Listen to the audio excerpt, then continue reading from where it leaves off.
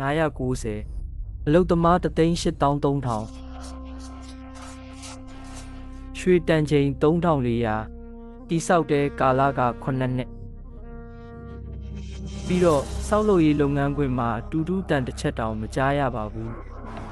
လွန်ခဲ့တဲ့နှစ်3000ကရှောလာမုံဘရင်ဟာသမိုင်းတစ်လျှောက်အကုန်ကြအများဆုံးဖြစ်နိုင်တဲ့အဆောက်အုံကိုတည်ဆောက်ခဲ့ပါတယ်အပြည်ပြည်ဆိုင်ရာအာကာသစခန်းထက်တောင်ပိုပြီးကုန်ကြစရိတ်များပါတယ်ကမ္ဘာအမြင့်ဆုံးတိုက်တွေအားလုံးထက်ပိုတန်ဖိုးကြီးတယ်ရွှေရောင်တောက်ပလုံးနဲ့ဒီအဆောက်အုံနေရန်ကနေတမိုင်กว่าအထိမျက်စိကျိန်းစေနိုင်ပါတယ်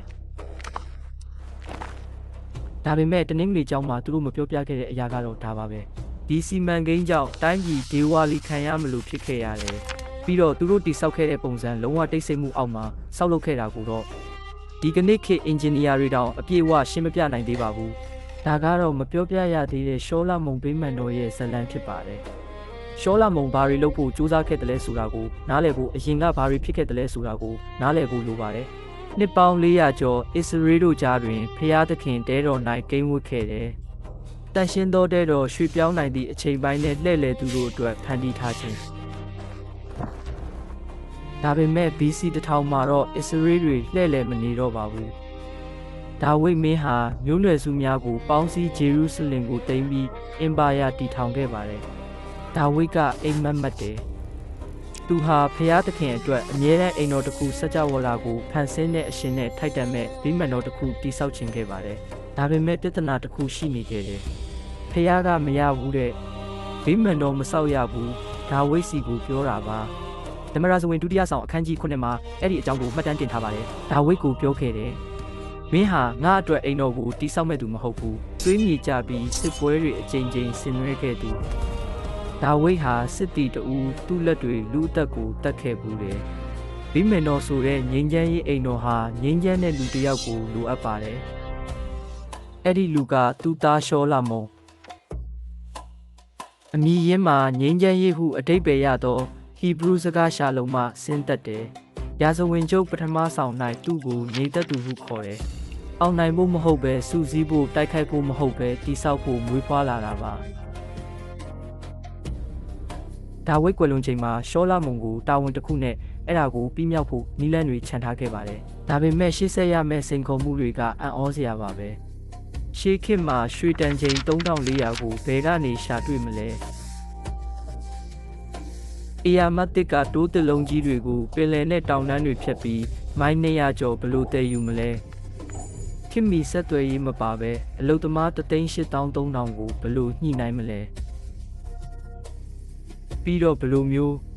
အတန်တစ်စက်မှမထွက်ပဲရှေးခေတ်ရဲ့အရှုပ်ထွေးဆုံးအဆောက်အုံကိုဘလို့မျိုးဘလို့တိဆောက်မလဲအဖြေတွေကတေးအံ့ဆဲဆဲဘရင်တစ်ပါးနဲ့ရွှေတွေအပြည့်ရှိတဲ့အခန်းတစ်ခန်းကနေစတင်ပါတယ်ဒါဝိဒ်ရဲ့နောက်ဆုံးနှစ်တွေကိုမြင်အောင်ကြည့်ပါစစ်မြေပြင်မှာမဟုတ်ပါဘူးရာဇပလင်ပေါ်မှာမဟုတ်ပါဘူးဘန္နာတိုက်ခန်းထဲမှာပါ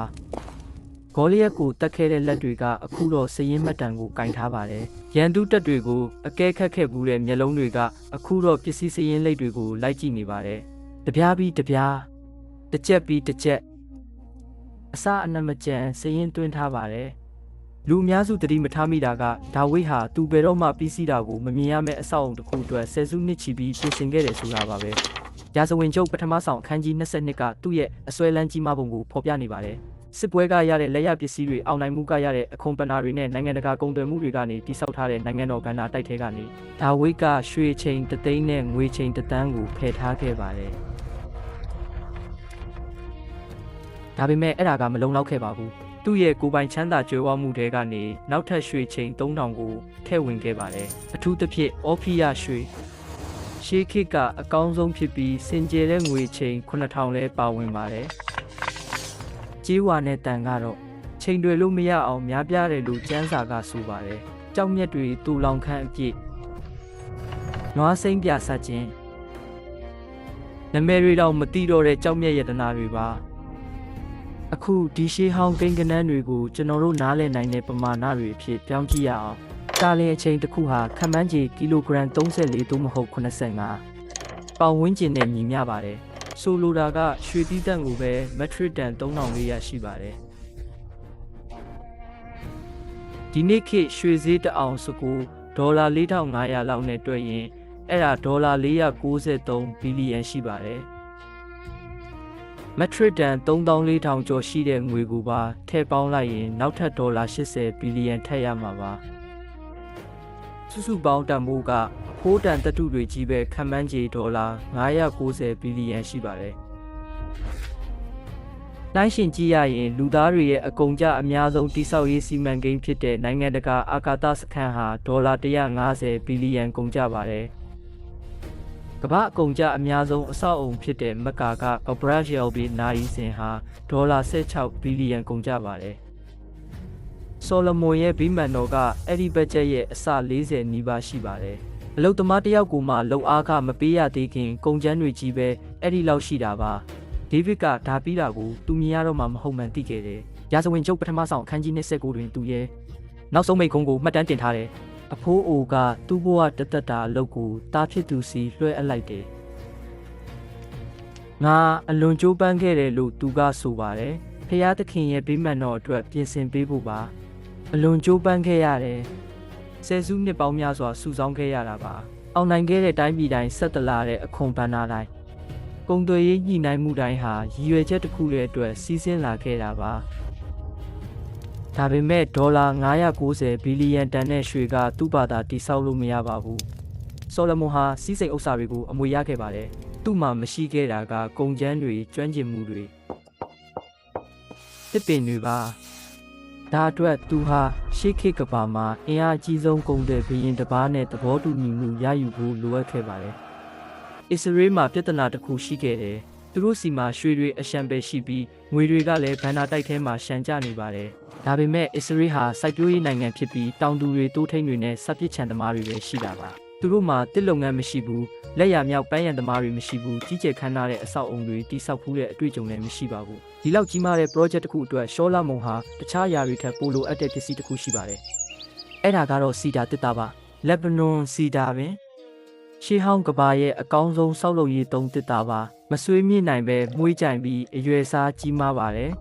အချို့တစ်ပင်တွေဟာပေ100ကျော်ထိမြင့်ပြီးပင်စီတွေကယထာလုံးတစ်စီးထက်ပိုကျယ်ပါတယ်အဲ့ဒါဟာရှေးခေတ်ရဲ့တန်မဏိတိုင်ကြီးဖြစ်ပြီးအဲ့ဒါကိုနေရာတနေရာထဲမှာပဲပေါက်ရောက်ပါတယ်ဖိုနီရှားတောင်တန်းတွေမှာဖြစ်ပြီးယနေ့ခေတ်လက်ဘနွန်နိုင်ငံဖြစ်ပါတယ်ဂျေရုဆလင်ရဲ့မြောက်ဘက်မိုင်200ကျော်ကွာမှာ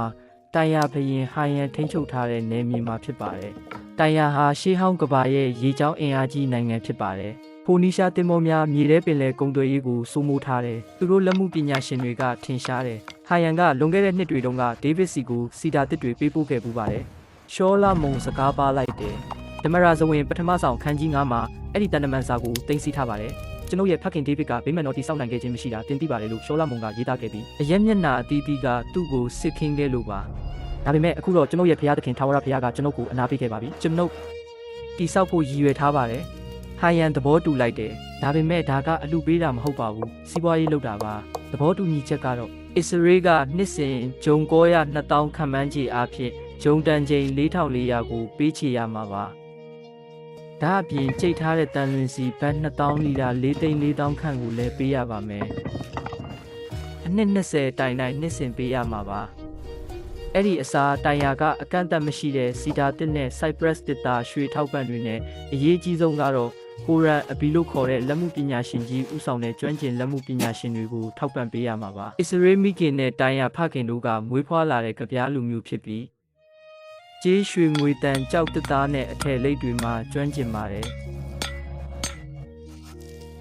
ဒါပေမဲ့ပစ္စည်းတွေရရှိဖို့ကစိန်ခေါ်မှုရဲ့တဝက်သာရှိပါသေးတယ်။အဲ့ဒါတွေကိုရွှေ့ပြောင်းဖို့ကအစစ်အမှန်အင်ဂျင်နီယာပညာရပ်ရဲ့စွမ်းဆောင်ချက်ပါပဲ။ဂျိုဘာစိတ်ကမ်းမှာရက်နေတဲ့အခါစားငံရည်ပပြန်းမှုကိုခန်းစားကြည့်ပါ။တချို့ကတန်နဲ့ချီလေးတဲ့အေယာမတစ်ကတိုးဖောင်ကြီးတွေဟာမြောက်ဘက်စီကနေမြေထဲပင်လယ်ကန်ယူရန်တလျှောက်မျောပါလာပါတယ်။ကုန်းတွင်းကိုလှည့်ပါ။အပူချိန်ကြောင့်တလက်လက်ဖြစ်နေတဲ့အဲ့ဒီတောင်ကုန်းတွေကိုမြင်လား။ဂျေရုဆလင်ကအဲ့ဒီပေါ်မှာရှိပြီးမီတာ800ပိုမြင့်က60ကီလိုမီတာရှိတဲ့ကြောက်ဆောင်ထူထပ်တဲ့တောင်တက်လမ်းဖြစ်ပါတယ်။တစ်လုံးတိုင်းကအဲ့ဒီခီးကိုဖြတ်တန်းခဲ့ရပါတယ်။ထရက်ကားတွေရထားတွေဂရိန်းတွေမရှိဘဲကျိုးစွဖားနဲ့လူအင်အားပဲရှိပါတယ်။ရှောလာမုံမှာရွှေရှိတယ်။သူ့မှာတစ်သားရှိတယ်။သူ့မှာလက်မှုပညာရှင်တွေရှိတယ်။ဒါပေမဲ့တကယ်တမ်းဆောက်လုပ်မဲ့သူကဘယ်သူလဲ။အဖြေကလူပေါင်း1,83,000ပါဝင်ပါတယ်။ အဲ့ဒီအရေးအတွက်ကိုသတိထားကြည့်ပါ383,000စုစုပေါင်းလူဦးရေတသန်းကနေ2တန်းလောက်ပဲရှိတဲ့နိုင်ငံမှာရှောလမုန်ကဒီတစ်ခုလေးသောစီမံကိန်းအတွက်လူဦးရေရဲ့10%နီးပါးကိုစုဆောင်းခဲ့ပါတယ်ခေတ်သစ်အမေရိကန်အနေထားအရဆိုရင်အဆောက်အုံတစ်ခုဆောက်ဖို့လူ33တန်းကိုစုဆောင်းတာနဲ့တူပါတယ်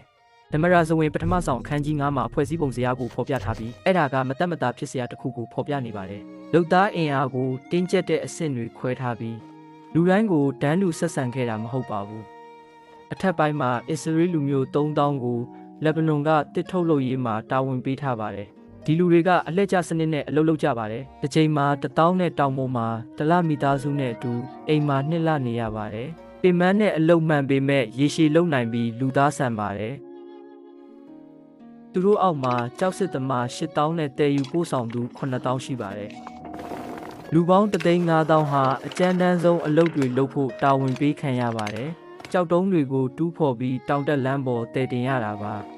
သူတို့ကအစ္စရေးလူမျိုးတွေမဟုတ်ဘဲနိုင်ငံသားတွေပါမျိုးဆက်တွေအလိုက်တိမ့်ပိုက်ခံခဲ့ရတဲ့ခါနန်လူမျိုးတွေရဲ့သားမြေတွေပါသူတို့အတွက်ကြတော့အလှည့်ကျစနစ်မရှိပါဘူးအိမ်မှာ2လနေခွင့်မရပါဘူးအမြဲတမ်းစစ်မှုထမ်းခြင်းအောက်မှာအဆုံးမရှိတဲ့အလုပ်တွေပါပဲဟီဘရူအသုံးနှုန်းကတော့ Mos အခမဲ့လောက်အားပေးနိုင်ငံတော်အတွက်အတင်းအကျပ်ခိုင်းစေတာပါတမန်ကျန်းစာကဒါကိုဘာမှတ်ချက်မှမပေးဘဲမှတ်တမ်းတင်ထားတယ်ဒါပေမဲ့တင်းချာအရာရှောင်လို့မရဘူးအီဂျစ်ဂျမိုးဝါကနေအစ္စရေးတွေကိုလွတ်မြောက်စေခဲ့တဲ့ဖျားသခင်ရဲ့အိမ်တော်ဆိုလမွန်ရဲ့ဗိမာန်တော်ကိုကျွန်တွေရဲ့လှုပ်အားနဲ့အဓိကတည်ဆောက်ခဲ့တာပါ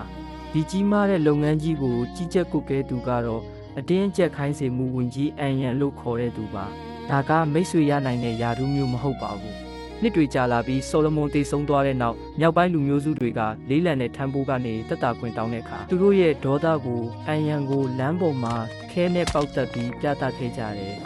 ဒါပေမဲ့ဒီဇလန်မှာမှတ်သားလောက်စရာနောက်ထပ်လူတစ်ယောက်ရှိပါသေးတယ်ဂျီရိုပေါင်လို့ခေါ်တဲ့အလုတ်သမားအဖွဲ့တွေကိုကြီးကြပ်ဖို့တာဝန်ပေးခံရတဲ့လူငယ်အရာရှိတူပါသူကဒီစနစ်ကိုအတွင်းကျကျမြင်ခဲ့တဲ့ပင်မနှွမ်းနယ်မှုမကျေနပ်မှုမတရားမှုတွေကိုပေါ့ဆိုလမွန်တည်ဆုံးပြီးနောက်မှာဂျီရိုဘောင်ကအဲ့ဒီမြောက်ပိုင်းလူမျိုးစုတွေကိုပုံကံဖို့ဥဆောင်ခဲ့တယ်။သူတို့ရဲ့ကြွေးကြော်တံကိုဓမ္မရာဇဝင်ပထမဆောင်အခန်းကြီး7တွင်မှတ်တမ်းတင်ထားတယ်။အဖေလှုပ်တဲ့ထမ်းပိုးလေးလံနဲ့ရှော့ချပေးပါ။ဗိမာန်တော်တိဆောက်မှုကတိုင်းပြည်ပျက်စီးခြင်းရဲ့မျိုးစေ့တွေကိုစိုက်ပျိုးခဲ့တာပါ။တည်ယူပို့ဆောင်သူ9000တဲကတယောက်ရဲ့နေရာမှာဝင်ကြည့်လိုက်ပါ။ပြီးမဲ့ရက်မရှိဘူး။တက်တာခွင့်မရှိဘူး။ကျောပေါ်ကအဆုံးမရှိတဲ့ကြောက်တုံးတွေနဲ့တက်ရမယ့်တောင်တန်းတွေပဲရှိတယ်။မင်းရဲ့အဖိုးဟာခါနန်လူမျိုးပါ။မင်းရဲ့အဖေဟာခါနန်လူမျိုးပါ။အခုတော့မင်းဘဝကိုမင်းတို့ကိုအောင်နိုင်သူတွေရဲ့ဖျားသခင်အတွက်ဗိမာန်တော်ဆောက်ရင်းကုံဆုံးနေရတယ်။မင်းစိတ်ထဲမှာဘာအတွေးတွေဝင်လာမလဲ။မင်းပါဇက်ကနေတိုးတိုးလေးဘာတွေဆူတောင်းပြီးဘာတွေချိန်ဆနေမလဲ။ဆောက်လုပ်ရေးလုပ်ငန်းခွင်မှာအလုတ်သမား383,000နဲ့ပြည့်နေတော့စူညံတန်တွေကနားကွဲမတက်ဖြစ်နေမယ်လို့ထင်ရမှာပေါ့။တူထူတန်တွေစောင့်နဲ့ထွင်းတန်တွေနဲ့ပေါ့ကြီးကြပ်ရေးမှုတွေအော်ဟစ်နေကြတယ်ဒါပေမဲ့အဲ့ဒီ9နှစ်အတွင်းဂျေရုဆလင်ကိုလာတဲ့ဧည့်သည်တွေကထူဆန်းတာတစ်ခုကိုသတင်းပို့ခဲ့ကြတယ်တိတ်ဆိတ်မှုလုံးဝတိတ်ဆိတ်နေတာပါဒါကဘယ်လိုလုပ်ဖြစ်နိုင်မှာလဲ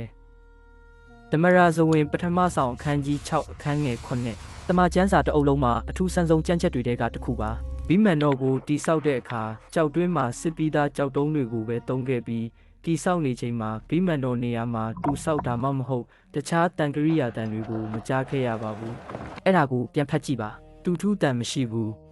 စောက်တန်မရှိဘူးတန်ကရိယာတွေမရှိဘူးလုံးဝကိုပဲလောက်ခွင်မှာပါ9နှစ်ကြာရှေးခေတ်ကအကြီးမားဆုံးဆောက်လုပ်ရေးစီမံကိန်းကြီးမှာပါရှောလမုန်ကဘာလို့ဒီလိုထူးဆန်းတဲ့ကန့်သက်ချက်ကိုချမှတ်ခဲ့တာလဲအဖြေကဓမ္မရေးရာအရာပါရှေးခေတ်အစ္စရေးတွေရဲ့အမြင်မှာတန်ဆိုတာလက်နက်ကိုဆိုလိုတာပါလက်နက်ကစစ်ပွဲကိုဆိုလိုပါတယ်စစ်ပွဲကသွေးကိုဆိုလိုတာပါငြိမ်သက်ခြင်းဖျားသခင်စပယ်ယာအရက်မှာသွေးဆွန်းလို့မရပါဘူး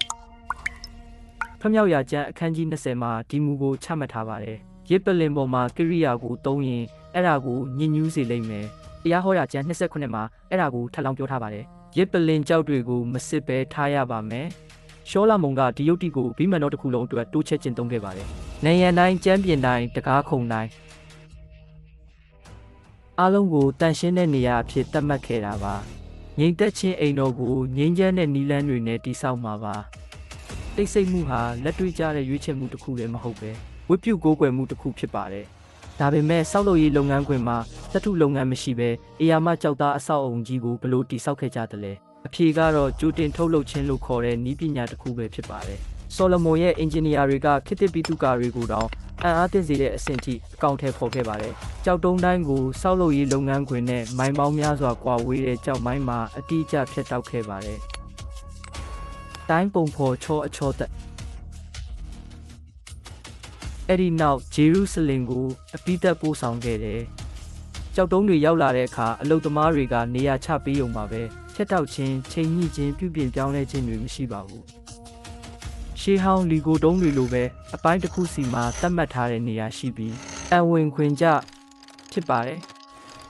လိုအပ်တဲ့တိကျမှုကအမခန်းပါပဲကွန်ပျူတာတွေမရှိပဲလေဆာတိုင်းတာရေးကိရိယာတွေမရှိပဲစံသတ်မှတ်ထားတဲ့တိုင်းတာရေးကိရိယာတွေမရှိပဲပေါ့ကြောက်မိုင်းအဖွဲ့တိုင်းကတူညီတဲ့ပုံစံကျန်းတွေတိုင်းလှုပ်ဆောင်ခဲ့ရတယ်ကြောက်တုံးတိုင်းဟာမီလီမီတာအထိတိကျရပါမယ်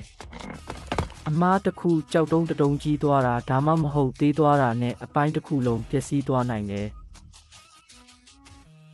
ဒီကြောက်တုံးတွေရဲ့အဓိကအရင်းမြစ်ကဂျေရုဆလင်မြို့အောက်မှာရှိတဲ့အေယာမမြေအောက်ကျောက်မိုင်းကြီးဖြစ်ပြီးယနေ့ခေတ်မှာဇေဒက်ကီကျောက်မိုင်းဒါမှမဟုတ်ဆော်လမွန်ကျောက်မိုင်းလို့လူသိများပါတယ်ကြောက်သားတွေကိုမီတာ200အထိရှိလျားတဲ့ဧက9ဧကကျယ်ဝန်းတဲ့လိုင်ကူတွေဖြစ်ပါတယ်။အဲ့ဒီကနေတူးဖော်ရရှိတဲ့ကြောက်ကိုတော်ဝင်ကြောက်လို့အတိတ်ပဲရတဲ့မောက်လို့ခေါ်ပါတယ်။သူ့မှာထူးခြားတဲ့ဂုဏ်သက်တည်ရှိပါတယ်။မြေအောက်မှာရှိနေတုန်းကပျော့ပြောင်းပြီးဖြတ်တောက်ရလွယ်ကူပေမဲ့လေနဲ့ထိတွေ့တဲ့အခါစကြင်ကြောက်လို့မာကျောသွားပါတယ်။တိကျတဲ့အလုပ်တွေအတွက်အထူးသင့်ရောပါတယ်။ဒီနေ့ပဲအဲ့ဒီကြောက်မိုင်းတွေတဲကိုဆင်းကြည့်လိုက်ပါ။လေကအေးစိတ်နေတယ်တိတ်ဆိတ်မှုကအပြေးဝပါပဲလွန်ခဲ့တဲ့နှစ်3000ကဒီဥမင်တွေတဲကလူမျိုးတိတ်ဆိတ်နေတာပဲနေရန်တွေကိုတင်းလက်နဲ့စမ်းကြည့်လိုက်ပါရှေးဟောင်းဆောက်ရာတွေကိုခန်းစားကြည့်ပါဒီအမှောင်ထုတဲ့တနေရာမှာလူ8000ဟာမိတုပ်ရောင်အောက်မှာကြောက်တုံးတွေကိုဖျက်တောက်ရင်းနှစ်ပေါင်းများစွာကုံဆုံးခဲ့ကြတယ်အပေါ်ကအဆောက်အုံမှာသူတို့မမြင်ရမယ့်ကြောက်တုံးတွေပေါ့သူတို့လုပ်ခဲ့တဲ့အမှတ်သားတိုင်းဟာသူတို့မမြင်နိုင်တဲ့အစီအစဉ်တစ်ခုအပေါ်ယုံကြည်ခြင်းပြရုပ်ပဲဖြစ်ပါတယ်9နှစ်ဒေါ်လာ990ဘီလီယံလုံသမား383,000အမောင်ထဲမှာထုစစ်ပြီးတိတ်ဆိတ်စွာတက်ဆင်ခဲ့တဲ့တန်းနဲ့ချီတဲ့ကြောက်တုံးများပြီးတော့နောက်ဆုံးတော့ပြီးစီးသွားခဲ့ပါတယ်ဒါပေမဲ့တိဆောက်ရေးကအဓိကမဟုတ်ပါဘူးအစစ်အမှန်အခိုက်အတန့်ကရောက်လာဖို့ကြံပါသေးတယ်အနံ့ချင်းတွေရောက်လာခဲ့ပါပြီ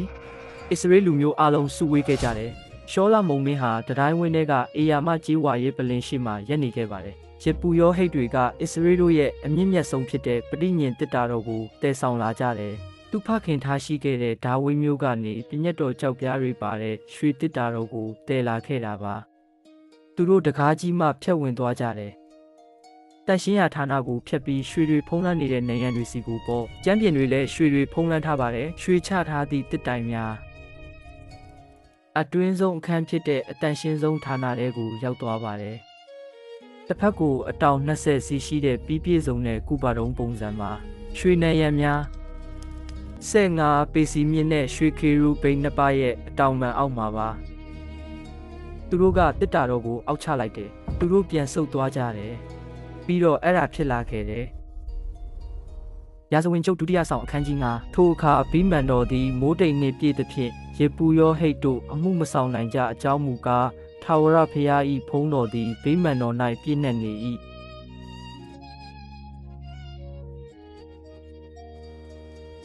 မြူမဟုတ်ဘူးနန္တာပေါင်းမိကိုမဟုတ်ဘူးရှေခိနာဖြစ်တယ်အသက်ရှင်တော်မူသောဘုရားသခင်၏မြင်နိုင်သောထိတွေ့နိုင်သောလွှမ်းမိုးနိုင်သောမျက်မှောက်တော်ပါပဲတိတ်တဲလွန်းလို့ရေပူရောဟိတ်တွေတောင်မတက်မရက်နိုင်ကြဘူးသူတို့ဒူးထောက်ကျသွားကြတယ်တချို့ဆိုမှောက်ခုံကျသွားတယ်ပဋိညာဉ်တစ်တာကိုထမ်းခဲ့ကြတဲ့လူတွေရွှေချထားတဲ့ကျမ်းပြင်ပေါ်လမ်းလျှောက်ခဲ့ကြသူတွေဟာအခုတော့မလုံနိုင်ပဲမှောက်လျက်သားဖြစ်နေကြပြီဒီအချိန်ရဲ့အတိတ်ဘယ်ကိုစဉ်းစားကြည့်ပါ9နှစ်ကြာအောင်လူပေါင်း183,000ဟာယုံကြည်ခြင်းနဲ့အလုပ်လုပ်ခဲ့ကြတယ်သူတို့ကမမြင်ရမယ့်ကြောက်တုံးတွေကိုဖျက်တောက်ခဲ့ကြတယ်ထပ်မကန်ရမယ့်ရွှေတွေကိုတည်ဆောင်ခဲ့ကြတယ် မမြင်ရတဲ့ဖျားသခင်အတွက်အိမ်တော်ကိုတိဆောက်ခဲ့ကြတယ်အခုကိုတော့ပေါ်လာခဲ့ပြီတိဆောက်ရေးရဲ့တိတ်ဆိတ်မှုဟာမျက်မှောက်တော်ရဲ့မိုးကြိုးတံအဖြစ်ပြောင်းလဲသွားတယ်စွန့်လွတ်မှုတိုင်းအရာထင်ခဲ့တယ်ချွေးပေါက်တိုင်းအတွက်အကျိုးရခဲ့တယ်ရွှေခွက်တိုင်းတန်မိုးရှိသွားတယ်ဖျားသခင်ဝင်ရောက်ကိန်းဝတ်လာတယ်ရှောလာမုံမင်းကြီးကဒူးထောက်ပြီးဓမ္မရာဇဝင်တတိယဆောင်အခန်းကြီး၈မှာမှတ်တမ်းတင်ထားတဲ့အတိုင်းဆုတောင်းခဲ့တယ်ဒါပေမဲ့ဖျားသခင်ဟာမြေကြီးပေါ်မှာတကယ်ပဲကိန်းဝတ်တော်မူပါမလားကောင်းကင်နဲ့အမြင့်ဆုံးသောကောင်းကင်တောင်မှကိုတော့ကိုမဆက်နိုင်ပါဘူးငါဆောက်တဲ့ဗိမာန်တော်ကဘလောက်တောင်သေးတယ်လဲကောင်းကင်တောင်သူ့ကိုမဆက်နိုင်ပေမဲ့ဒါတောင်မှပဲကိုတော့ကြွလာခဲ့တယ်ရှောလာမုံရဲ့ဗိမာန်တော်ဟာရွှေနဲ့အာရစ်တစ်သားတွေကြီးပဲမဟုတ်ပါဘူးအဲ့ဒါကမျက်မြင်ရတဲ့ယုံကြည်ခြင်းပါပဲလူပေါင်း1,830,000ဟာဖျားသခင်ကိန်းဝတ်မယ်လို့သူတို့ယုံကြည်တဲ့အရာကိုတိဆောက်ခဲ့တယ်ပြီးတော့သူကိန်းဝတ်ခဲ့ပါတယ်ဒါပေမဲ့ဇလန်းကဂုံကျက်တည်ရည်နဲ့အဆုံးမသက်ပါဘူးရှောလာမုံစုဆောင်းမိတဲ့အကျွေးတွေကြောင့်ဟိယန်မင်းကြီးကိုမြို့ပေါင်း20ပေးဆက်ခဲ့ရတယ်ဟိယန်ကအဲ့ဓာတွေကိုစစ်ဆေးပြီးခါပူလာလို့ခေါ်တယ်တန်မိုးမရှိဘူးတဲ့ခါဘူးလားရှောလာမုံချမှတ်ခဲ့တဲ့အတ္တမခိုင်းစေမှုတွေကမကျေနပ်မှုတွေဖြစ်စေပြီးမျိုးဆက်တစ်ဆက်အတွင်းနိုင်ငံတော်ကိုကွဲပြားစေခဲ့တယ်။သမိုင်းမှာကုန်ကျစရိတ်အများဆုံးအဆောက်အအုံဟာရွှေထက်ပိုတဲ့တန်မိုးနဲ့လာတာပါ။ရှောလာမုံ9နှစ်ကြာတိဆောက်ခဲ့တဲ့အရာဟာ383နှစ်ကြာရပ်တည်ခဲ့တယ်။ဘာဘူးလုံကပြကြအောင်မီးရှို့တဲ့အချိန်ထိပေါ့။ဒါပေမဲ့သူမေးခဲ့တဲ့မေးခွန်းကထောင်စုနှစ်တွေချီပြီးပဲ့တင်ထက်နေသေးပါတင်မရှိတော့တဲ့နောက်ကြံ့ရင့်မဲ့ဘဲအရာကိုတင်တီဆောက်နေပါတလဲဒီ project နဲ့ပတ်သက်ပြီးရှောလာမုံမင်းကြီးကိုမေးခွန်းတစ်ခုမေးလို့ရရင်ဘာမေးမလဲကွန်မင်တွေထဲမှာထားခဲ့ပါ